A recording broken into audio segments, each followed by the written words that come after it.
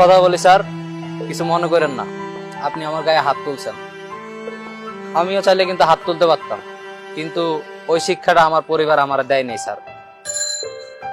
লেখাপড়া করে একটা জিনিস শিখছি, সার্টিফিকেট অর্জন করা আর শিক্ষা অর্জন করা এক জিনিস না। যেটা হয়তো আমরা শিখছি কিন্তু আপনারা শিখতে পারেন নাই।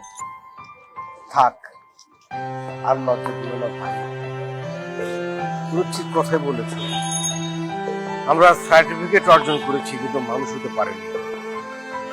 তবে তোমার কাছ থেকে আমি যে শিক্ষাটা পেলাম, এটা আজীবন আমি ভেতরে ধারণ করব।